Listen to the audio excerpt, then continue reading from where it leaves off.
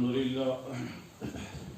لله الذي هدانا لهذا وما كنا لنهتدي لولا أن هدانا الله والصلوات والتسليمات والتحيات على سيد الأنبياء والمرسلين وعلى آله وأصحابه أجمعين أما بعد. میرے محترم بزرگوں اور دوستوں،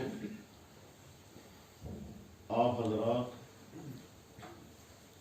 جس محبت اور جس شوق کے ساتھ بیٹھے ہیں، اس کے پیچھے کوئی دنیاوی مقصد نہیں، کوئی مادی غرض نہیں ہے. یقیناً اسی جذبے سے بیٹھے ہوں گے کہ دین کی بات سنیں گے، اور ہم بھی حاضر اگر ہوئے ہیں تو کسی دوسرے مقصد سے نہیں، صرف اسی لیے ہے کہ دین کی بات کرنا. اس دو طرفہ جذبے کی بنیاد پر امید بلکہ یقین رکھنا چاہیے کہ ہم اس طبقے میں شامل ہو جائیں گے جس طبقے کے متعلق حدیث میں آیا ہے. فرمایا جناب رسول اکرم صلی اللہ علیہ وسلم نے، مجتمع قوم فی بیت من بیوت اللہ الا حفتهم الملائکہ ونزلت فیہم الرحمہ وذکرهم اللہ فی من عنده. جب کچھ لوگ ایک جگہ جمع ہوں، مختلف قوموں کے، مختلف مزاجوں کے، مختلف اطوار کے، مختلف احوال کے، اور صرف اللہ کے لیے جمع ہوں، تو اللہ تعالیٰ اپنی مجلس میں ان کا تذکرہ کرتے ہیں، رحمت کے فرشتے ان کو ڈھانپ لیتے ہیں اور ان پر سکینہ یا رحمت نازل ہوتی ہے. امید ہے کہ ہمارا اس طرح کا جمع ہونا بھی اسی بشارتوں کا مستحق بن سکے. میرے محترم بزرگوں دوستوں، ہمارے رفیق محترم مولانا محمد عدنان صاحب ابھی تک گفتگو فرما رہے تھے، جس میں علمی گفتگو بھی تھی، اصلاحی گفتگو بھی تھی، دعوتی گفتگو بھی تھی، تینوں چیزوں کا مجموعہ تھی. آپ ہو سکتا ہے آپ کہیں گے کہ تمہیں کیسے معلوم ہوا؟ تمہیں معلوم کرتا رہا کہ کیا موضوع بیان ہو رہا ہے، ادھر سے چلتے بھی رہے. اور اس لیے بھی امید ہے کہ مولانا ایک طرف سے کالج کے پڑھے ہوئے، یہ کالج کے اسٹوڈنٹ رہے اور کامیاب اسٹوڈنٹ. دوسری طرف سے مدرسے کے فاضل تحصیل ہیں نظرت العلماء سے. تیسری طرف سے اپنے زمانے کی عظیم ترین شخصیت حضرت مولانا سید ابوالحسن علی ندوی رحمہ اللہ تعالیٰ کے بہت قریب، بہت معتمد اور ان کی شفقتوں سے بہت فیض اٹھائے ہوئے ہیں. اور حضرت مولانا علی میاں رحمہ اللہ تعالیٰ کا عالم قبولیت کا یہ تھا کہ جمعے کے دن سورہ یاسین کی تلاوت کرتے کرتے ان کی وفات ہوئی ہے، اور آج بھی پڑھ رہے تھے سلام قولا من رب الرحیم، اور اسی پر ان کی وفات ہوئی. تو مقبول عند اللہ شخصیت تھے، ان سے بہت فیض اٹھایا ہے، اور کئی غیر ملکوں کے دینی اور دعوتی سفر کیے ہیں. تو اس لیے مولانا کی گفتگو یقیناً اپنے اندر علم بھی، اپنے اندر صلاح بھی، اپنے اندر دعوتی عناصر بھی رکھے ہوئے ہوگی. اس گفتگو سے فیضیاب ہو رہے ہیں. اس وقت ہمارے پاس تقریباً 25 منٹ ہیں. ان 25 منٹوں میں بہت لمبی گفتگو نہیں ہو سکتی، بس مختصراً چند باتیں جو اس وقت اللہ ذہن میں ڈال رہے ہیں وہ میں عرض کرتا ہوں. اس جذبے کے ساتھ، اس توقع کے ساتھ، اس امید کے ساتھ، اس ارادے کے ساتھ کہ بولنے والا بھی ان باتوں کا محتاج ہے، کیونکہ وہ باتیں بولنے والے کی اپنی نہیں ہیں، وہ دین کا حکم ہے. اور سننے والے بھائی بھی ان کے محتاج ہیں، اس لیے کہ وہ بولنے والے کے خیالات نہیں ہیں بلکہ وہ اللہ کا حکم ہے. اسلوب الگ الگ انداز ہو سکتا ہے، لیکن بات تو ایک ہی ہے. دین بدلتا نہیں ہے، دین ایک ہی رہتا ہے. حضرات، صحابہ کرام کی بے شمار خصوصیات میں سے ایک خصوصیت یہ تھی کہ وہ کبھی بھی غیر ضروری سوال نہیں کرتے تھے، اور کبھی بھی ایسی بات نہیں پوچھتے تھے جس بات کے بارے میں یہ پہلے سے طے ہو کہ یہ ہو نہیں سکتا. مثلا حضرات صحابہ کرام نے کبھی یہ حضور سے سوال نہیں کیا کہ یا رسول اللہ صلی اللہ علیہ وسلم، جس اللہ کی آپ ہمیں دعوت دے رہے ہیں وہ اللہ میں دکھائیے، جب ہم اس کو دیکھ لیں گے تب مان لیں گے. کبھی یہ سوال نہیں کیا، کیونکہ وہ جانتے تھے کہ اللہ کی ذات وہ ہے جو نظر آنے والی نہیں ہے.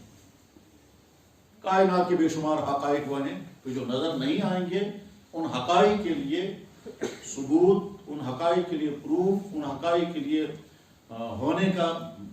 ہونے کے لیے جو ثبوت ہیں وہ الگ ہوتے ہیں، وہ نگاہ نہیں ہوتی. خود انسان کے اندر بے شمار چیزیں ایسی ہیں، ان چیزوں کو ہم مانتے ہیں دیکھ کر نہیں، کیونکہ وہ نظر آنے والی چیزیں نہیں۔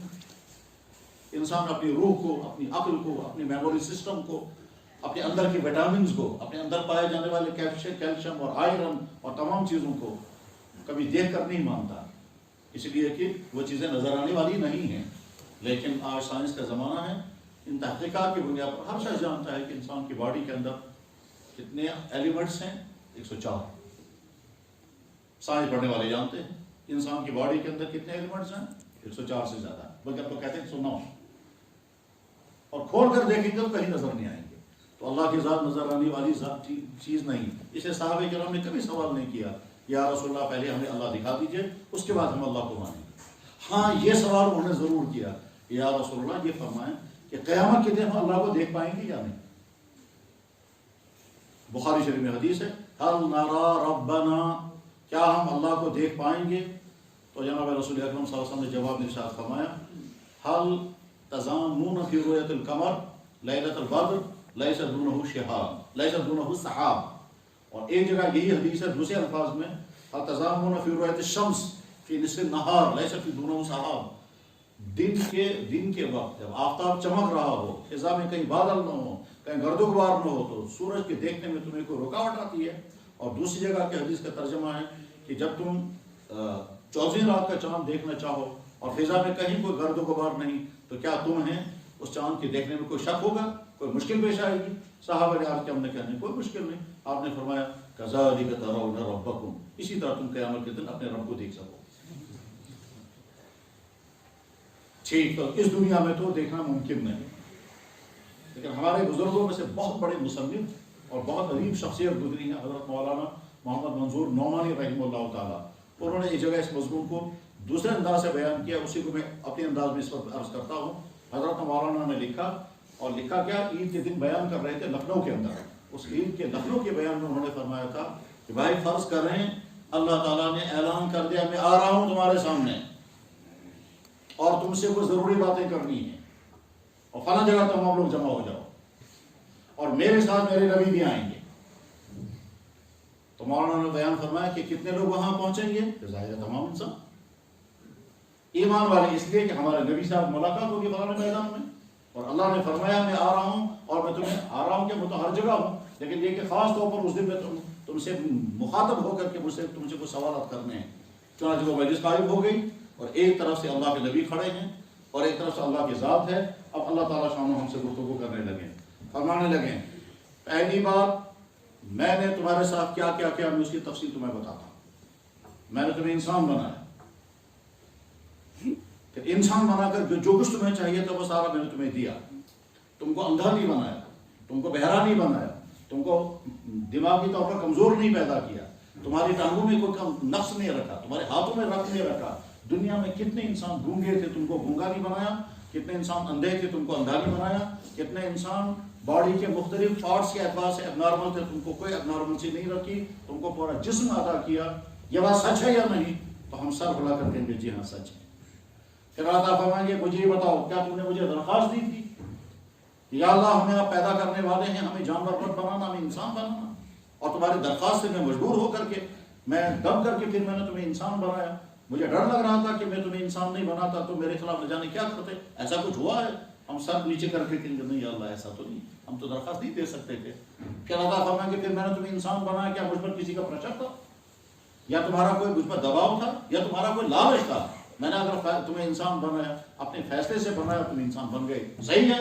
ہم کہیں گے جی ہاں صحیح۔ تم نے اپنے جسم کے ایک ایک پارٹ کو مجھ سے مانگا تھا؟ ہم کہیں گے جی ہم نے تو نہیں مانگا تھا۔ پھر میں نے یہ سب کچھ تمہیں دیا ہے یا نہیں؟ کہ جی ہاں دیا ہے۔ تمہارے مانگے بغیر دیا ہے؟ کہ جی ہاں ہمارے مانگے بغیر بھی دیا۔ پھر دوسرا سوال کریں گے، دنیا میں بے شمار انسان وہ تھے جو ان گھروں میں پیدا ہوئے جن گھروں میں ایمان کی دولت نہیں تھی، مجھے طاقت تھی میں تم کو اسی گھر میں پیدا کر دیتا جہاں تمہیں یا تو ٹیکے لگائے جاتے یا تمہیں گندی چیزیں پلائی جاتی، ہو سکتا ہے کسی جانور کا پیشاب بھی پلایا جاتا جو تم پیدا ہوئے ہوتے، مگر میں نے تمہیں اس گھر میں پیدا کیا جس گھر میں ایمان کی دولت تھی، اور اس کے نتیجے میں تمہارا پیدا ہونے پر تمہارے گاؤں میں اذان پڑی گئی۔ کیا تم نے مجھے کوئی دباؤ ڈالا تھا کہ یا اللہ ہم پیدا ہونے والے ہیں مسلمان گھر میں، ہمیں پیدا کریں، اور اگر نہیں تو ہم آپ کے خلاف کوئی ایجیٹیشن چلائیں گے، کہ یا اللہ ایسا تو نہیں ہے، ہم تو نہیں کر سکتے تھے۔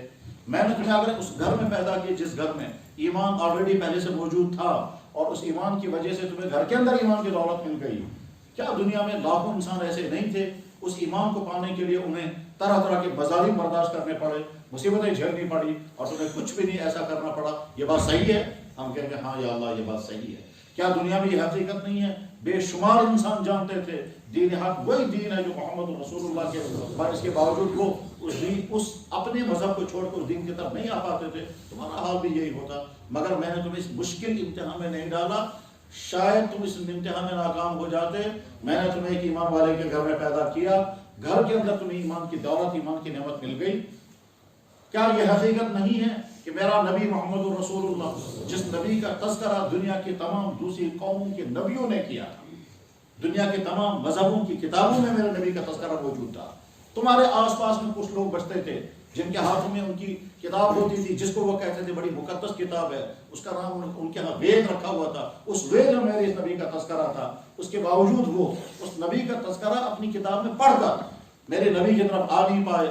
ہو سکتا ہے تم بھی نہیں آ پاتے، مگر میں نے تمہیں اس امتحان میں نہیں ڈالا، میں نے تم کو گھر کے اندر ایمان کی دولت عطا فرمائی، تم ایمان والے بن گئے۔ یہ صحیح ہے؟ ہم کہیں گے ہاں یار یہ بھی صحیح ہے۔ کہ اللہ تعالیٰ فرمائیں گے بہت اچھا، تمہیں یقین تھا کہ تمہارا دین دین حق ہے؟ کہ یا اللہ ہاں ہاں ہمیں یقین تھا ہمارا دین دین حق ہے۔ کیا تمہیں یقین تھا کہ میرا نبی محمد رسول اللہ جس کے تم امتی ہو، اس کائنات کی سب سے مقدس ترین ذات؟ کہ ہاں یا اللہ ہمیں تو یقین تھا کہ محمد صلی اللہ علیہ وسلم اس کائنات کی مقدس ترین ذات تھی۔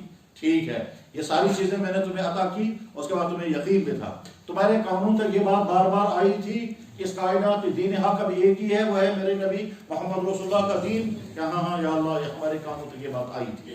بہت اچھا، جو قرآن تم تک پہنچا تھا وہ قرآن اتھینٹک پہنچا تھا یا نہیں؟ اس میں راستے میں کوئی ملاوٹ بھی ہو گئی تھی جیسے باقی کتابیں ہو گئی ہے؟ ہم کہیں گے یا اللہ نہیں، اتھینٹک حالت میں قرآن پہنچا تھا، ٹھیک وہی قرآن جو آپ نے بھیجا تھا، اس میں کہیں کوئی ملاوٹ نہیں ہوئی تھی۔ اور بہت اچھا، اب اللہ تعالیٰ فرمائیں گے کہ یہ سب میں نے تمہارے ساتھ کیا ہے، اس کے علاوہ اور بہت کچھ، اس سارے کی میں تفصیل تمہیں نہیں بتاؤں گا، یہ میں نے کیا، اب تم اپنی تفصیل بتاؤ، اب تم مجھے اپنا حساب سناؤ۔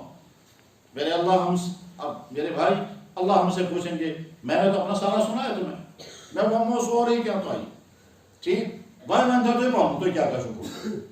اس کے بعد ہم اپنا کھاتا کھولیں گے، یا اللہ آپ نے حکم دیا تھا ہم نے یہ کیا، لیکن کون سی چیز بتائیں گے؟ علامہ اقبال کا نام خوب سنا ہوگا، خوب پڑھا ہوگا، انہوں نے اسی طرح کے خیالات کو پیش کیا تھا اپنی مشہور نظم میں، اس کو کہتے ہیں شکوہ۔ اس شکوے میں اس شکوے میں اس کا مقصد تھا بندے کو احساس ہو جائے، ایمان والوں مسلمانوں کو احساس ہو جائے کہ وہ کتنے بڑے مجرم ہیں، کس اعتبار سے مجرم ہیں کہ اللہ نے دین حق ان کو ادا کیا ہے، اس کے باوجود وہ ویسے مسلمان نہیں ہیں جیسا مسلمان ان کو ہونا چاہیے۔ یہ بات سمجھانے کے لیے علامہ اقبال نے شکوہ جواب شکوہ کا انداز اختیار کیا۔ تو پہلے شکوہ میں تو اللہ سے شکوہ کرتے ہیں، یا اللہ ہم تو ایسے ہیں، ہم تو ایسے ہیں، اور ہم نے یہ کارنامے انجام دیے، نو انسانی کو غلامی سے چھڑایا ہم نے، تیرے کعبے کو جبینوں سے بسایا ہم نے، تیرے قرآن کو سینوں سے لگایا ہم نے، پھر بھی ہم سے یہ گلا ہے کہ ہم وفادار نہیں، ہم وفادار نہیں، تو بھی دلدار نہیں۔ تو سب ہم لوگ حیران ہو گئے، یہ اللہ کو کہہ رہے ہیں تو دیندار نہیں ہے۔ تو پھر جواب دیا، جواب دے کر اس نے کہا نو انسان کو غلامی سے چھڑایا کس نے؟ میرے کعبے کو جبینوں سے بسایا کس نے؟ میرے کعبے کو سینوں سے بسایا کس نے؟ تھے تو وہ آبا و تمہارے، تم کیا ہو؟ آنکھ پہ ہاتھ دھرے بیٹھے منتظر فردا، کس قدر گراں تم پر صبح کی بیداری ہے، مجھ سے کا پیار ہے، ہاں تمہیں نیند پیار ہے۔ وہ جوانوں کو مخاطب کر کے کہیں گے تم محمد رسول اللہ کے امتی جوان ہو یا کسی یہود و نصارہ کے فالو کرنے والے جوان ہو؟ شور ہے ہو گئے مسلمان دنیا سے نابود، ہم یہ کہتے ہیں کہاں مسلمان دنیا میں موجود؟ وضع میں تم ہو نصارہ تو تمدن میں حنود، یہ ہے مسلمان جنہیں دیکھ کے شرمائے یہود۔ یوں تو سید بھی ہو، مرزا بھی ہو، افغان بھی ہو، تم سبھی کچھ ہو، بتاؤ مسلمان بھی ہو؟ تو اقبال نے جواب شکوہ یہ ساری کہانی سنائی، منفعت ایک ہے اس قوم کے، نقصان بھی ایک ہی، سب کا نبی، دین کا ایمان بھی ایک، حرم پاک بھی، اللہ بھی، قرآن بھی ایک، کچھ بڑی بات تھے جو ہوتے مسلمان بھی ایک۔ فرقہ بندی ہے کہیں اور کہیں ذاتیں ہیں، کیا زمانے میں پنپنے کی یہی باتیں ہیں؟ میرے بھائی کفر ایک پلیٹ فارم پر جمع ہو جاتا ہے ایمان کے خلاف، اور ایمان والے آپس میں لڑتے ہیں، اور ایمان والے آپس میں ایک دوسرے کی ٹانگیں کھینچتے ہیں۔ جس قوم کو سب سے زیادہ وحدت کی ضرورت تھی وہی قوم سب سے زیادہ منتشر ہے، اور جن کے ہاں وحدت ہو ہی نہیں سکتی تھی وہ سارے جمع ہیں۔ اب کفر ملت واحدہ کا نقشہ پورے عالم میں نظر آتا ہے، اور امت مسلمہ سب سے زیادہ بکھری۔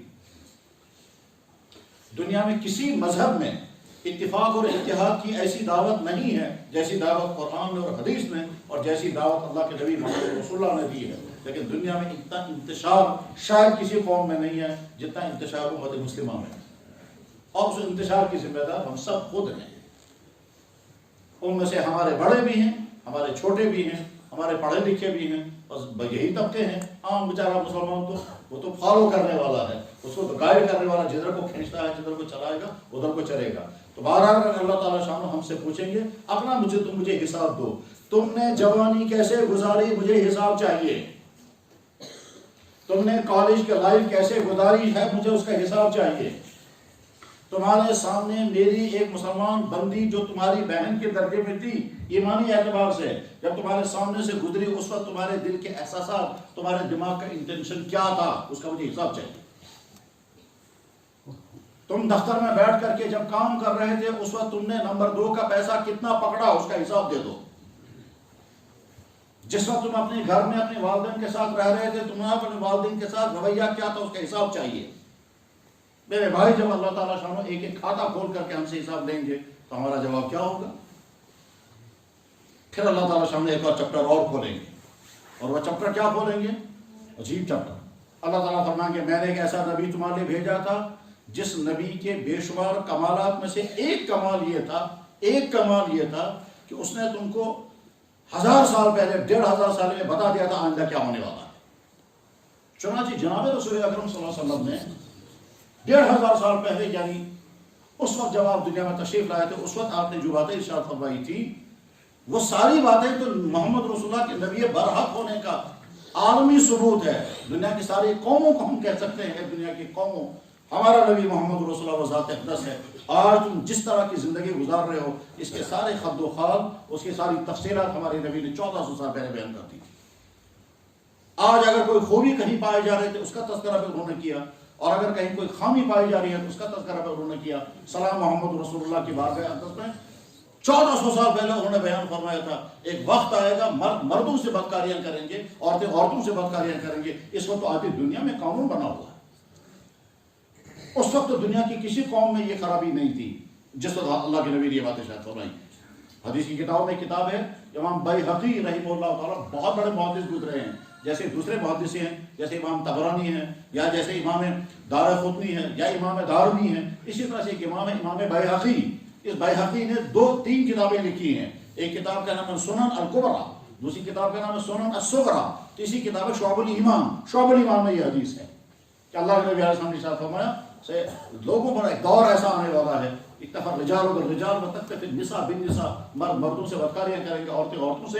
گےازم، لیسبنزم آج ساری دنیا میں، فیمنزم اور لیسبنزم ساری دنیا میں، اور فخر کے ساتھ ہے۔ ہمارے ایک بزرگ ہیں وہ دنیا بھر کے سفر کرتے ہیں، علمی اور دعوتی سفر۔ انہوں نے اپنے سفر نامے میں لکھا کہ میں امریکہ میں تھا اور میرے دوستوں نے میزبانوں نے بتایا کہ یہ ہے وہ سارا علاقہ جس علاقے کے لوگ فخر کے ساتھ کہتے ہیں ہم گے۔ گے کا مطلب ہوتا ہے مرد مردوں سے بدکاریاں کرنے والا اور فخر کرنے والا۔ جو چیز جانور نہیں کریں گے، جو نیچر کے بالکل خلاف ہے، اس چیز کو دنیا کی قوموں نے قانون بنایا۔ ہمیں اس سے غرض نہیں ہے انہیں اچھا کیا یا برا کیا، ہمیں تو غرض اس سے ہے کہ جس دلدل میں تم پھنس رہے ہو اس دلدل کا اعلان تو ہمارے نبی نے 1400 سال پہلے کر دیا۔ نبی صادق ہونے کی علامت اللہ کے نبی نے فرمایا تھا صحابہ کو مخاطب کرتے ہوئے، کیف بکم ایھا الناس اذا طغى نساؤکم فسقوا، لوگوں تمہارا اس وقت کیا بنے گا جب تمہاری عورتیں تمہارے قابو سے باہر نکل جائیں گی، یعنی اس کے اپنے شوہر کے اتنے اچھے تعلقات نہیں جتنے غیروں کے ساتھ تعلقات ہوں گے۔ آج نقشہ بے شمار گھروں کا یہی ہے، ادھر شوہر نکل گیا ادھر سے خاتون کے روابط نہ جانے کن کن کے ساتھ ہیں، اور ہاتھوں میں جو سیل فون آیا ہے اس کی کارستانی سب کے علم میں ہے۔ اور زیادہ تر تو مفتیوں کے پاس جب کیس آتے ہیں، مفتیوں کے پاس جب کیس آتے ہیں، اور یا وومن کمیشنوں کے دفتروں میں جب کیس آتے ہیں، وہاں پتہ چلتا ہے اندر کی صورتحال امت کی کیا بن گئی ہے۔ اور اللہ کے نبی نے فرمایا اس وقت تمہارا کیا حال بنے گا جو تمہارے نوجوان فاسق اور فاجر بن جائیں گے۔ فاسق و فاجر بننے کے معنی کیا ہے؟ یہ طنز نہیں ہے، یہ تنقید نہیں ہے، یہ دل دکھانے کے لیے نہیں ہے، یہ حقیقت کے نقاب کشائی ہے۔ آپ نے فرمایا نوجوان فاسق و فاجر ہوں گے، یعنی وہ ڈرگس کریں گے، وہ شرابیں پئیں گے، وہ ڈانس کریں گے، وہ میوزک سنیں گے، وہ غلط تعلقات میں مبتلا ہوں گے، وہ اشیاء میں پھنسے ہوئے ہوں گے، وہ اپنے پیسے غلط جگہوں میں استعمال کر رہے ہوں گے، وہ راتیں گزارتے ہوں گے گندی چیزیں دیکھنے میں، گندی ویب سائٹیں، گندے پلان دیکھتے، ان تمام میں ان کی راتیں گزر رہی ہوں گی، ان کے خیالات میں بھی گناہ، ان کی نگاہوں میں بھی گناہ، ان کی سوچ میں بھی گناہ، ان کا جسم گناہوں سے لت پت ہو چکا ہوگا۔ ہاں زبان سے کہتے ہوں گے اس لیے مسلمان ہے۔ اللہ کے نبی نے اس وقت فرمایا، جب یہ بات ارشاد فرمائی تو صحابہ کرام نے عرض کیا یا رسول اللہ کیا ایسا ممکن ہے؟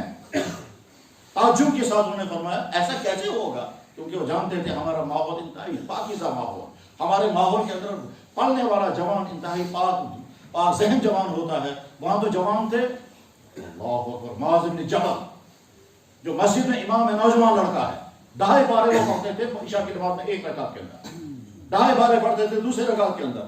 معاذ بن جبل مسجد قباء میں امام تھے، سورہ بقرہ پہلی رکعت میں پڑھتے تھے، سورہ المنام دوسری رکعت میں پڑھتے تھے، اتنی لمبی نماز پڑھاتے تھے۔ معاذ بن جبل جوان ہیں، یمن کے گورنر بنائے گئے۔ عطاب ابن اسید جوان ہیں، مکہ کے گورنر بنائے گئے۔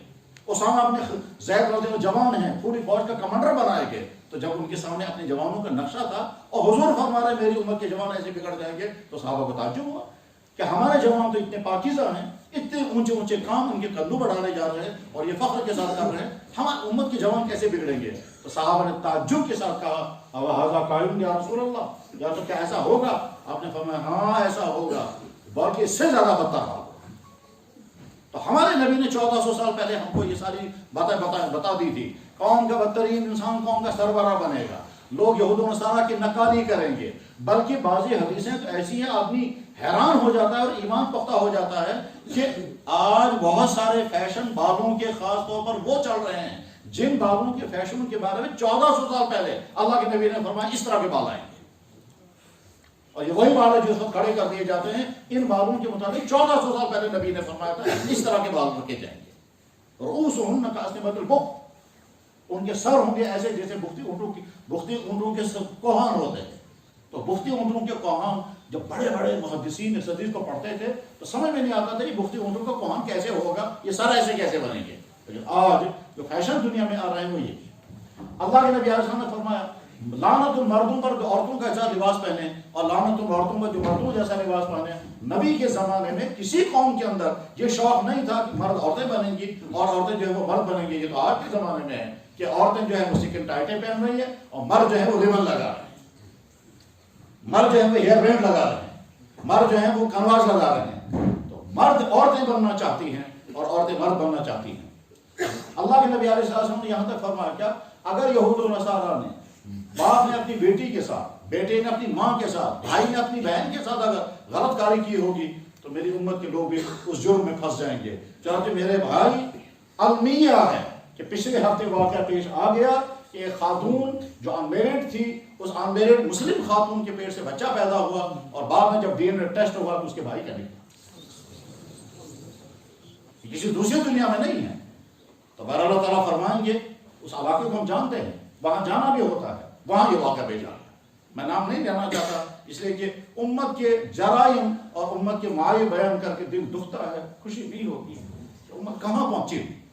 تو میرے بھائی اگر اللہ تعالیٰ شان و فرمائیں کیا میرے نبی نے تمہیں گائیڈ نہیں کیا تھا، تمہیں نہیں بتایا تھا کہ یہ خرابیاں آنے والی ہیں، یہ اسی لیے تو انہیں بتایا تھا تاکہ تم پہلے سے چوکنا رہتے اور ان خرابیوں سے تم اپنے آپ کو بچا کر کے رکھتے۔ کیا میرے نبی نے نہیں بتایا تھا کہ ایک وقت آئے گا بیٹا اپنے دوست کی رعایت کرے گا، ماں باپ کی پرواہ نہیں کرے گا؟ کیا میرے نبی نے نہیں بتایا تھا کہ آدمی اپنی بیوی کو خوش کرے گا، ماں کو ناراض کرے گا؟ کیا میرے نبی نے نہیں بتایا تھا کہ لوگ دفتروں کا پیسہ، بیت المال کا پیسہ مال غنیمت کی طرح سے کھینچیں گے؟ کیا آج کے یہاں دفتروں میں غلط بلیں نہیں بنتی؟ کیا یہاں کے دفتروں میں لوٹ کھسوٹ نہیں ہوتی؟ اس میں مسلمان غیر مسلم سب برابر شریک، اس میں اوپر والے سے لے کر نیچے والے تک، چپراسیوں سے لے کر کے سنتریوں سے لے کر منتریوں تک سارے مبتلا۔ یہ تو ہمارے نبی نے 1400 سال پہلے بیان فرمایا تھا کہ اس طرح سے ہوگا۔ کیا میرے نبی نے نہیں بتایا تھا رشوت کا نام ہدیہ رکھا جائے گا پھر حلال کیا جائے گا؟ کیا ہمارے دفتروں میں لوگ نہیں کہتے ہیں رشوت نہیں ہے جناب یہ چائے ہے؟ ہمارے نبی نے فرمایا تھا سود کا نام بدل کر کے اس کو حلال کیا جائے گا. آج تو دسیوں قسم کی سکیمیں ایسی ہیں جو اصل میں سود ہے, نام بدل دیا گیا کہ جناب انٹرسٹ تھوڑا ہے کہ یہ تو کچھ اور, یہ بینیفٹ ہے, یہ کچھ اور ہے طرح طرح کے نام, یہ بونس ہے. بینیفٹ کہتا ہے یہ سود جو ہے وہ حرام ہے. سود کے لیے لفظ ہے انٹرسٹ, کہ یہ انٹرسٹ نہیں, یہ بونس ہے, یہ انٹرسٹ نہیں ہے, یہ بینیفٹ ہے. الفاظ بدل کر کے اس کو حلال کر لیں گے, لفظ بدل کر کے رشوت کا نام ہدیہ رکھیں گے, اس کے بعد حلال کریں گے. کیا میرے نبی نے نہیں بتایا تھا؟ کیا میری نبی, اللہ کے نبی اللہ تعالیٰ ہم سے پوچھیں کیا میری نبی نے تمہیں نہیں بتایا تھا کہ ہر شخص کی دوڑ ہوگی پیسہ زیادہ سے زیادہ آئے, حلال آئے یا حرام ہے اس کی پرواہ نہیں ہوگی. پھر اس کے باوجود تم نے اپنے آپ کو کنٹرول میں کیوں نہیں کیا؟ کیا اللہ اکبر. دعوت و تبلیغ کا ایک عالمی کام کرنے والے نوجوان مجھ سے میں نے اسے ملاقات کی تو ایک دفعہ میں نے کہا اس وقت کہاں سے آ رہے ہیں؟ کہنے لگا پچھلے مہینے ہم پاناما میں تھے. پاناما کہیں امریکہ یا کہاں یورپ میں کوئی مشہور ملک ہے پاناما میں. میں نے کہا اچھا. کہنے لگا مولانا عجیب بات آپ کو سناتا ہوں, آپ نے حدیث پڑھی ہوگی نا. مجھے کہہ رہے ہیں حدیث پڑھی ہوگی. میں نے کہا کون سی؟ کہنے لگا اللہ کے نبی علیہ السلام نے فرمایا بدکاری اتنی عام ہو جائے گی کہ سڑکوں میں بدکاریاں ہونے لگیں گی. میں نے کہا یہ تو حدیث ہے. کہنے لگا میں نے اپنی آنکھوں سے دیکھ لی. کیا کہہ رہے آپ؟ کہنے لگا پاناما کے ایئرپورٹ پر بدکاری ہو رہی تھی, کچھ لوگ آئے اور ان کا تھوڑا سائڈ پر ہو جائے. تو مجھے ایک دم حدیث یاد آ گئی کہ جناب رسول اکرم صلی اللہ علیہ وسلم نے ارشاد فرمایا بدکاریاں اتنی عام ہوں گی کہ سڑکوں پر ہونے لگیں گی, اور جو آدمی ان کو ہمت کر کے کہے گا تھوڑا سائڈ رستہ دے دو, سائڈ پر ہو جاؤ, تو وہ اس وقت کا سب سے بہترین انسان ہوگا. ایسا سچا نبی ہم کو اللہ نے عطا فرمایا. اب اللہ تعالیٰ فرمائیں گے مجھے حساب دو, تم نے اپنے اس نبی کو کتنا فالو کیا, تم مجھے حساب دو, تم نے ان حرام کاموں سے اپنے آپ کو کتنا بچایا جن حرام کاموں کی تفصیل میرے نبی نے بتائی. اور آخری سوال اگر اللہ تعالیٰ شان فرمائیں گے کیا تم وہ لوگ نہیں ہو کہ ڈاکٹروں کے کہنے پر تم حلال چیز اوائڈ کرتے تھے پرہیز کے نام پر کہ جی ہاں یا اللہ ہم کرتے تھے, تمہیں کرنا چاہیے تھا کیونکہ تم بیمار ہو جاتے تھے, ڈاکٹر تمہیں کہتا تھا ان چیزوں سے پرہیز کرو, تم پرہیز کرتے تھے, کرنا بھی چاہیے تھا. اب میں تم سے پوچھتا ہوں جب میرا نبی تمہیں کہتا تھا اس چیز سے پرہیز کرو, اس میں پرہیز کیوں نہیں کرتے تھے؟ ڈاکٹر کے کہنے پر تم ٹھنڈا پانی نہیں پیتے تھے کیونکہ چھاتی خراب ہو گئی. ڈاکٹر کے کہنے پر تم دودھ نہیں پیتے تھے اس لیے کہ پیٹ بڑھ گیا ہے. ڈاکٹر کے کہنے پر تم جوس نہیں پیتے تھے اس لیے کہ آپ کو شوگر ہو گیا ہے. اور میرا نبی کہتا تھا شراب مت پینا, وہ چیزیں تم اوائڈ کرنے کو تیار ہو جاتے تھے. اور میرے نبی نے کہا تھا شراب اور منشیات سے بچو, وہ چھوڑنے کے لیے تم تیار نہیں ہوتے. مجھے کل میرے دوست نے بتایا اسی خطے میں, کہنے لگے صاحب یہاں تو لڑکیاں شراب بیچنے لگی ہیں, یہاں تو لڑکیاں اس وقت چرس کا کاروبار کر رہی ہیں, یہاں تو لڑکیاں یہیں سے افیئرز جوڑتی ہیں. تو اللہ کے نبی علیہ السلام نے کیا فرمایا تھا میں نے اپنی امت کے 2 طبقے جو جہنم میں جلتے ہوئے دیکھے مگر ابھی دنیا میں نہیں ہے, وہ 2 طبقوں میں سے ایک طبقہ وہ عورتیں نساء, مسلم شریف میں حدیث ہے نساء کاسیات عاریات مائلات ممیلات, ایسی عورتیں جو کپڑے پہننے کے باوجود ننگی ہوں گی, یعنی اتنا سکن ٹائٹ ہوگا کہ باڈی کا پارٹ ہر ایک کو نظر آئے گا اور صاف نظر آتا ہوگا کون سا پارٹ کیسا, اور عورت چاہے گی کہ میرے جسم کا ہر پارٹ لوگوں کو اچھی طرح سے نظر آئے تاکہ میں اٹریکٹیو بن جاؤں اور لوگ ادھر مائل ہو جائیں گے. یہ تو اسے خواہش ہوگی, تو بے حیا ہو جائے گی. عورت جب حیا والی ہوتی ہے تو وہ چاہتی ہے مجھے کوئی نہ دیکھے, یہ اس کی فطری حیا ہے. اور جب وہ چاہتی ہے لوگ مجھے دیکھیں, اس کا تو حیا کے دائرے سے باہر آ گئی ہے. اب وہ ایکشنیں بھی کرے گی ایسی, اب وہ پوز بھی کرے گی ایسی جو عورتوں کی فطرت لکھی گئی ہے کہ جب عورت یہ حرکت کرنے لگے تو سمجھ جاؤ وہ بے حیائی کے راستے پر چل پڑی. کہ کیا فرمایا اللہ کے نبی نے؟ فرمایا مائلات ممیلات, یہیں سے لڑکیاں پیچھا کریں گی اور ایسی ایکشنیں کریں گے کہ کوئی لوگ ان کا پیچھا کرے, یہیں سے دوسری طرف مائل ہوں گی اور چاہیں گی کہ کوئی ہماری طرف مائل ہو جائے, یہیں سے عشق بازی کا اظہار کریں گی اور چاہیں گی کہ کوئی ہم سے عشق بازیاں کرنے لگے, اس میں ان کی عصمتیں لٹ جائیں, ان کو اس کی کوئی پرواہ نہیں. میرے بھائی یہ اللہ کے نبی نے بتایا, کیا صورتحال امت کی بیٹیوں کی یہی نہیں ہے؟ خصوصاً ان کو دیکھیں جو کالجوں میں ہیں, خصوصاً ان کو دیکھیں جو اپنے شہروں کے چھوڑ کر اگلے دوسرے بڑے شہروں میں جا کر کے تعلیم پڑھنے کے لیے گئی ہیں, ان کا حال دیکھیں کیا ہے. اور وہ والدین جن کی بیٹیاں دوسرے شہروں میں اجنبی ہاسٹلوں میں ایسی جگہوں پر جہاں اجنبی ہی نہیں, اپنے طبقے کے لوگ بھی نہیں, اپنے ایمان والے بھی نہیں, غیر لوگ ہوں, اور ان کے درمیان ان کی بیٹیاں ہیں اور وہ ناچ گانوں میں ان کے ساتھ ہیں, کلبوں میں ان کے ساتھ ہیں, کیفٹیریاؤں میں ان کے ساتھ ہیں اور گھومنے میں ان کے ساتھ ہیں, ان کی عصمتیں لٹ رہی ہیں اور وہ کہتے ہیں ہم تو عیش کر رہی ہیں. اور جب والدین کو کہا جاتا ہے جناب یہ مناسب بھی ہے, آپ اپنی بیٹی کو اس حال میں چھوڑ رہے ہیں, کہہ لگے زیادہ تنگ نظر کیسنا, اتنی زیادہ تنگ نظری اچھی نہیں ہے, ہم اوپن مائنڈ کے لوگ ہیں، اوپن مائنڈ کے لوگ ہیں. جب غیرت مٹ جاتی ہے تو آدمی پھر یہی کرتا ہے. تو اللہ کے نبی اللہ تعالیٰ شان اگر ہم سے ان تمام ان کا سوال ڈھونڈنے لگے میرے بھائی ہمارا جواب کیا ہوگا؟ بس اسی جواب کی فکر کر کے یہاں سے اٹھنا چاہیے. جواب ہے ہمارے پاس کوئی جواب نہیں. یا اللہ ہم نہیں کہہ سکیں گے کہ آپ نے ہم پر کوئی احسان نہیں کیا، ہمیں تسلیم ہے. آپ نے ایمان انسان بھی بنایا، ایمان بھی عطا کیا، نبی کی امت بھی پیدا کیا، دین ہم تک پہنچا، دین ہم تک پہنچا. فرائض کیا ہے وہ بھی بتائے گئے، حرام کیا چیزیں وہ بھی ہم تو معلوم ہو چکی ہیں. دین کی حقانیت ہمارے سامنے آئی. لاکھوں انسان جس میں ہر قسم کے لوگ اور بڑے بڑے سکالر وہ اسلام قبول کر کے اعلان کر کے کہتے ہیں سچا دین یہی دین اسلام ہے. اور وہ ہر روز سینکڑوں کی تعداد میں پورے عالم کے نقشے میں نمودار ہوتے رہتے ہیں. فلاں آدمی نے آج اسلام قبول کیا اور اعلان کیا سچا دین تو یہی ہے. مگر کیا کریں یہ مسلمان سنگ بن کر کے بیٹھے ہیں، نہ خود عمل کرتے ہیں نہ دوسروں کا عمل کرنے دیتے ہیں. تو وہ جو لاکھوں ایمان میں داخل ہو رہے تھے ان کی تو ہسٹری بتا رہی تھی تمہیں کہ سچا دین تمہارے پاس ہے، مگر اس کے باوجود تمہارے کانوں پر جھوک نہیں رہتی تھی، تمہارا دل مائل نہیں ہوتا تھا. تمہاری حالت یہ تھی کہ تم غیروں کے پیچھے چلنے میں فخر محسوس کرتے تھے اور غیر میرے نبی کے پیچھے چلنے میں فخر محسوس کرتے تھے. میرے بھائی یہی سوال اللہ کی طرف سے ہم سے ہوگا. اس سوال کا جواب ہمیں ڈھونڈنا ہے. اس سوال کا جواب اس جوان کو بھی ڈھونڈنا ہے جس جوان کی جوانی اس وقت ان سارے گندے کاموں میں ہیں جن گندے کاموں کو بار بار اللہ کے نبی نے سمجھا. علامہ اقبال نے پوری کتاب لکھی ہے بیٹے کو مخاطب بنا کر. جاوید اقبال ان کے بیٹے تھے اور اصل میں ان کو جوانوں کو بتانا تھا اے جوانوں تم یہود و نصارہ کی نکالی مت کرو، تم تو محمد رسول اللہ کی امت کی جوان ہو. کبھی یہ نوجوان مسلم تدبر بھی کیا تم نے؟ وہ کیا گردوں تھا تو ہے جس کا ٹوٹا ہوا تھا. عقاب روح بیدار ہوتی ہے جب جوانوں میں نظارہ. ایک دفعہ کشمیری نوجوان اقبال کے پاس پہنچے تو اقبال کو چونکہ بڑی محبت تھی کشمیریوں کے ساتھ، وہ خود بھی کشمیری خاندان کے تھے. تو کشمیری وہ لڑکا جب پہنچا کہنے لگا بیٹا کیا کہنا ہے؟ کہنے لگا سر میں آپ کے پاس آیا ہوں کوئی ضروری بات ہے. اور انہوں نے پوچھا بتاؤ. کہنے لگا بس میری چاہت یہ ہے کہ میری ڈگری کمپلیٹ ہو، پھر مجھے جاب مل جائے، پھر میں پیسہ کماؤں، پھر میں چونگا خریدوں، پھر میں یورپ کا وہ سفر کروں گا، پھر میں ایسی زندگی گزاروں گا. تو اقبال کو رونا آ گیا اور انہوں نے پوچھا سر کیا بات ہو گئی؟ کہنے لگا تیری آرزو، تیری دعا ہے کہ تیری آرزو ہو پوری، میری دعا ہے کہ تیری آرزو بدل جائے. میں تو چاہتا ہوں تم کچھ اور بنو، تم کیا چاہ رہے ہو اور میں کیا چاہتا ہوں. فرمایا اے نوجوان مسلم تو نبی کا امتی نوجوان ہے، تیرے لیے تو آئیڈیل خالد بن ولید اور عبداللہ بن عمر، معاذ بن جبل اور طارق محمود نہ کتنے تیرے لیے آئیڈیل ہیں کہ صاحب تجھے بنگلے ملنے چاہیے اور تجھے یہ چیز ہونی چاہیے، تجھے یہ چیز ہونی چاہیے. تیری دعا ہے کہ تیری آرزو ہو پوری، میری دعا ہے کہ تیری آرزو بدل جائے. تو میرے بھائی اب یہ عہد کر کے اٹھیں گے کہ اللہ نے ہم کو دین حق عطا فرمایا.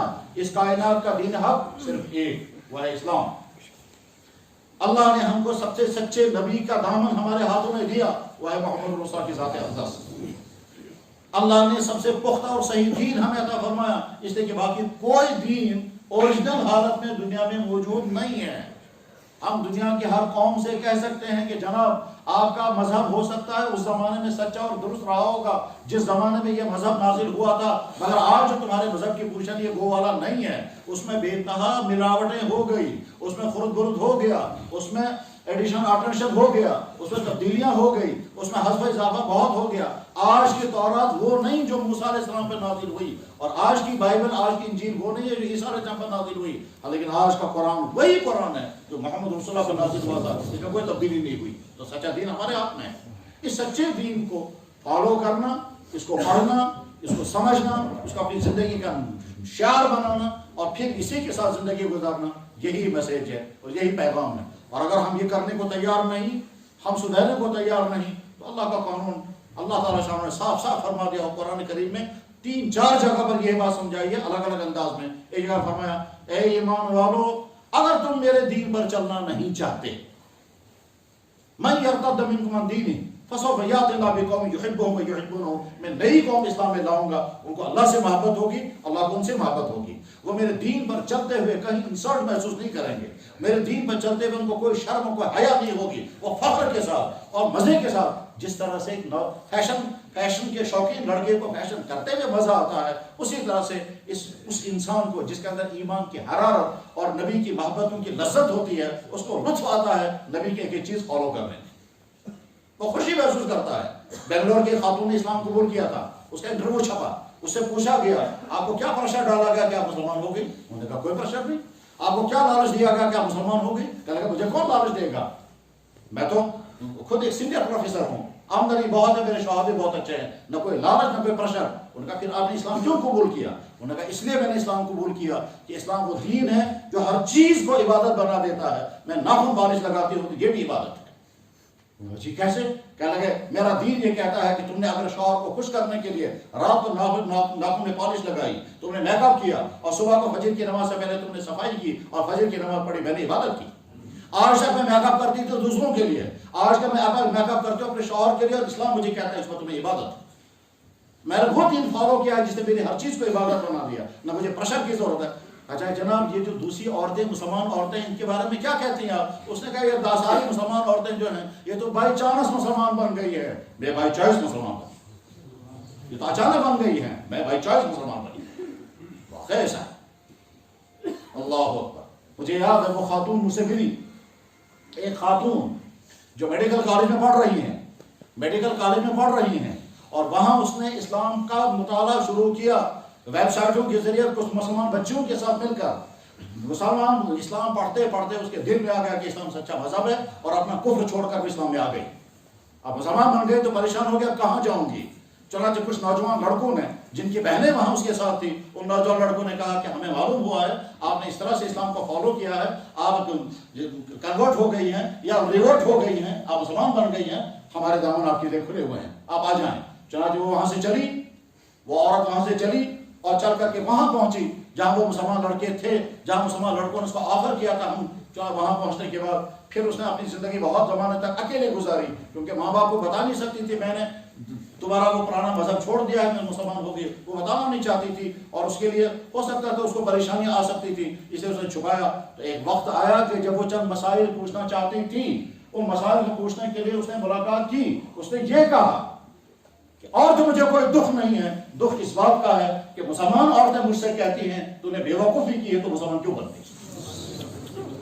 اس نے کہا وہ مسلمان عورتیں مجھے کہتے ہیں ہم تو پہلے سے اسلام سے تنگ آ گئی، یہاں تو ہر چیز کو بین ہے، تیرا جو مذہب تھا اس میں تو ہر چیز الاؤ تھا. یہ کہہ کر کے وہ خاتون رونے لگی، اور اس وقت وہ پردے بھی تھی. ایک بہترین ڈاکٹر ہے، بعد میں اللہ تعالیٰ شاہ نے اس کے لیے راستہ کھول دیا. ایک بہترین دیندار ڈاکٹر کے ساتھ اس کا نکاح ہو گیا اور خوش دلی کے ساتھ زندگی گزار رہے ہیں. اور ان سے پوچھا کہ آپ کا مشن؟ کہا میرا مشن میڈیکل نہیں ہے، میرا مشن یہ ہے کہ مسلمان صحیح مسلمان بن جائیں اور دوسری خواتین جو ہے اسلام کی طرف آئیں. تو میرے بھائی اللہ نے ہم کو یہ دین حق عطا فرمایا. یہاں سے 3 ارادے لے کر کے اٹھیں گے. نمبر 1، اللہ کی ان تمام نعمتیں جن کا اظہار اللہ تعالیٰ شانوں کی طرف سے ہو سکتا ہے، یہ نعمت، ان تمام نعمتوں کو ہم ایکسیپٹ کریں گے، تسلیم کریں گے اور اللہ کے بارگاہ میں شکر ادا کریں گے. نمبر 2، ہماری زندگی کا موجودہ پیٹرن صحیح نہیں ہے، اس پر ہم اللہ سے معافی مانگیں گے. اور تیسرے ہم ارادہ کر کے اٹھیں گے کہ یا اللہ جو دین حق آپ نے اس دنیا کو عطا فرمایا تھا، جس دین حق کو ہم وارث ہیں، ہم اس دین حق کو نہ خود پڑھنے کو تیار ہیں نہ اس پر چلنے کو تیار ہیں. ہم آج سے ارادہ کرتے ہیں اسی دین حق کو فالو کریں گے، اسی کے مطابق زندگی گزاریں گے، اور پھر ہم اسلام کی نمائندہ بن کر کے دنیا میں رہیں گے. ہمارے گھر کے اندر بھی اسلام، ہم اگر جوانی میں ہیں تو ہماری جوانی سے اسلام پھوٹنا چاہیے. ہماری جوانی سے یہودیت نصرانیت نہیں، ہماری جوانی سے فیشن نہیں، ہماری جوانی سے سنت کو نور پھوٹنا چاہیے. ہماری جوان اسلام نہیں کہتا شوق مت کرو، اسلام کہتا بدن سجاؤ مگر نبی کے طریقے کے مطابق. اسلام نہیں کہتا کہ آپ پادری بن جاؤ، اسلام نہیں کہتا کہ آپ وہ جنگلی قسم کے وہ انسان بن جاؤ جو گندگیوں میں ڈوبے ہوئے ہوں. اسلام نہیں کہتا ہے کہ آپ سنیاسی بن جاؤ. اسلام کہتا ہے تم انسان رہو، بدن کو سجاؤ، سجانے کی جتنی چیزیں وہ ساری تمہارے الاؤ ہیں، مگر ایک شرط ہے، وہ یہ نبی کے حکم کے دائرے میں، اس سے باہر نہیں. قل من حرم زینت اللہ التی اخرج لعبادہ، اللہ نے اپنے بندوں کے لیے جو چیزیں پیدا فرمائیں ان کو کون حرام کر سکتا ہے؟ اس میں زینت کی چیزیں بھی. تو ہم عہد کر کے اٹھیں گے انشاءاللہ، یا اللہ آپ نے ہم کو اسلام کی دولت عطا فرمائی، ہم بے وفائی اسلام کے ساتھ نہیں کریں گے. یا اللہ آپ نے دین حق ہمیں عطا فرمایا، ہم اس کو زبان سے کہیں جیسے کہتے ہیں ہمارا دین ہے، فالو کر کے بھی دکھائیں گے کہ ہمارا دین ہے. اور فالو کرنے کے لیے ضروری ہے دین سیکھا جائے، دین کو پڑھا جائے، دین کے خلاف جو اعتراضات آتے ہیں ان اعتراضات کو سمجھا جائے. میرے بھائی اس وقت تو بے شمار ویب سائٹیں یہی کام کر رہی ہیں کہ مسلمان نوجوان کنفیوز ہو جانا چاہیے اپنے اسلام کے بارے میں. آپ کے پاس جب اسلام کا علم نہیں ہوگا، آپ کنفیوز نہیں ہوں گے تو اور کیا ہوگا؟ ہمیں دوسروں سے گلا ہے، کہ وہ نبی علیہ السلام کی شان اقدس میں گستاخیاں کرتے ہیں، کارٹون چھپاتے ہیں اور دوسرے کیا کیا کرتے ہیں، یقیناً وہ جرم ہے، اس میں کوئی شک نہیں وہ جرم ہے۔ اور دنیا کی قوموں کو ہم اعلاناً یہ کہہ سکتے ہیں کہ دنیا کی قوموں آج تک کبھی کسی مسلمان نے کسی مذہبی سربراہ کی کبھی توہین نہیں کی اور نہ کرے گا۔ ہمارا دین ہمیں اجازت نہیں دیتا ہے، ہمارا دین ہمیں سلیقہ سکھاتا ہے، دین اسلام مہذب بناتا ہے، دین اسلام ہمیں گالیاں دینا نہیں سکھاتا، دین اسلام کسی کی دل شکنی کرنا نہیں سکھاتا۔ اس لیے 1400 سال کی تاریخ میں کسی مسلمان نے کسی ہندو مذہبی رہنما، کسی عیسائی مذہبی رہنما، کسی یہودی مذہبی رہنما کی کبھی کوئی توہین نہیں کی۔ لیکن دنیا کی تمام قومیں اپنا کردار دیکھ لیں، تمہارے لوگوں نے محمد رسول اللہ کی شان اقدس میں بار بار گستاخیاں کی ہیں، اور ان گستاخیوں کے لیے جو باتیں پیش کی جاتی ہیں اگر مسلمان کو ان کے بارے میں معلومات نہ ہو تو آپ کنفیوز ہو جائیں گے۔ ایک شخص تھا وہ راجپال نام کا، اس نے یہی لکھا تھا کہ مسلمانوں کا نبی نعوذ باللہ من ذالک خاک مدام شہوت پرست انسان تھا۔ 9 سال کی بیٹی کے ساتھ نے نکاح کیا۔ آپ کے پاس اگر معلومات نہیں ہوں گی آپ جو ہی پڑھیں گے کنفیوز ہو جائیں گے۔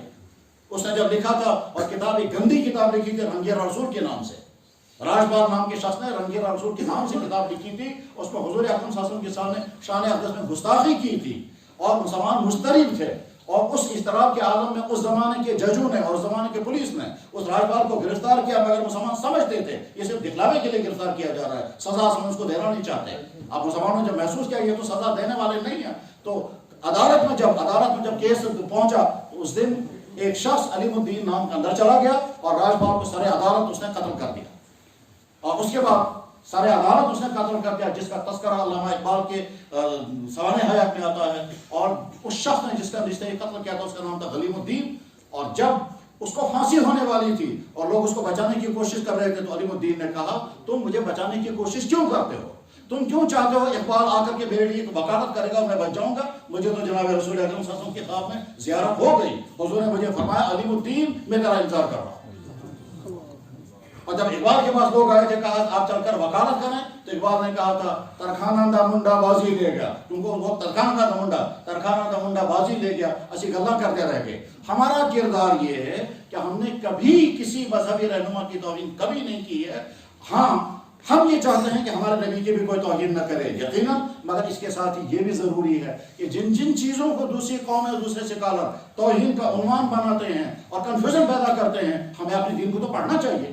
اپنے نبی کی لائف ہسٹری پڑھیے، لائف ہسٹری پڑھ کر کے پتہ چلے گا کہ اعتراض کرنے والا کیا اعتراض کر رہا ہے اور ہم اپنے نبی کی دفاع کیسے کریں گے۔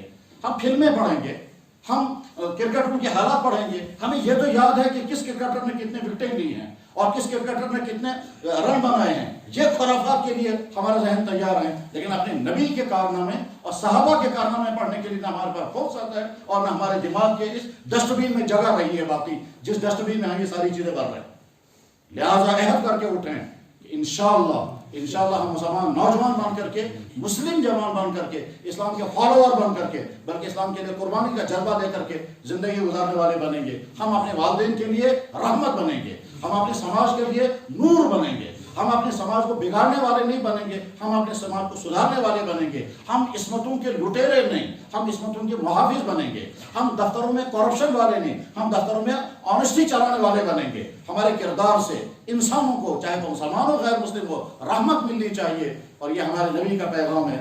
اللہ کے نبی ارشاد فرما رہے ہیں لا یؤمن احدکم، تم تب تک مومن کامل نہیں بن سکتے جب تک تم اپنے لیے جو چیز پسند کرتے ہو وہی دوسروں کے لیے پسند نہ کرو۔ اس پیغام کا خلاصہ یہ ہے، اس سے زیادہ بہتر انسانیت نوازی اور کوئی بتا ہی نہیں سکتا ہے۔ اللہ کے نبی نے فرمایا کہ تم تب تک کامل مومن نہیں بن سکتے جب تک اپنے بھائیوں کے لیے وہی چیز پسند نہ کرو جو اپنے لیے پسند کرتے ہو۔ ہم اپنے لیے جو کچھ پسند کرتے ہیں وہی تمام انسانوں کے لیے پسند کریں گے، یہی دین حق کا پیغام ہے۔ تو انشاءاللہ ایک طرف سے ہم اللہ کے حمد، دوسری طرف سے اللہ کے نافرمانی پر توبہ اور تیسری طرف سے ارادہ، ان 3 چیزوں کے میسج کے ساتھ یہاں کی مجید درخواست کی جاتی ہے۔ اللہ تعالیٰ ان جوانوں کو جزائے خیر عطا فرمائے جنہوں نے یہاں آنے کا موقع ہم کو عطا کیا۔ میں ہر سال کوشش کرتا ہوں کہ کسی ٹائم پر یہاں آئیں، ختم نبوت کا کام بھی ہے اور دوسری چیزیں بھی ہیں، تو مگر آج اتفاق سے بہت تاخیر ہو گئی، بیچ میں لاک ڈاؤن کا معاملہ ہو گیا، اس لیے بہت دن تک آپ سے ملاقات نہیں ہوئی۔ مجھے خوشی ہے رفیق محترم مولانا عدنان صاحب کی تشریف آوری ہے، ان کی ماہیت میں مجھے بھی حاضری کا موقع ملا، ان کے ارشادات سے بھی آپ نے فائدہ اٹھایا اور یہ گزارشات بھی آپ کے سامنے ہیں۔ انشاءاللہ ہم عہد کر کے اٹھتے ہیں، یا اللہ جو کچھ ہم نے سنا، جو کچھ بولا، اس کو ہم اپنی زندگی کا ایک ایسا سرمایہ بنائیں گے کہ ساری زندگی ہم یہ لے کر کے چلیں گے۔ اللہ ہم سے ملاقات کرے گا، ہم سے گفتگو ہوگی، اللہ ہم سے سوال، اللہ تعالیٰ اپنی کارکردگی ہمیں سامنے اور ہم سے پوچھے گا۔ ہم جب جواب دینے والے ہیں تو ہم پہلے سے اس کا سٹاپ تیار کر کے جمع اور اسی جواب کے مطابق۔ وآخر دعوانا ان الحمد للہ رب العالمین برحمتہ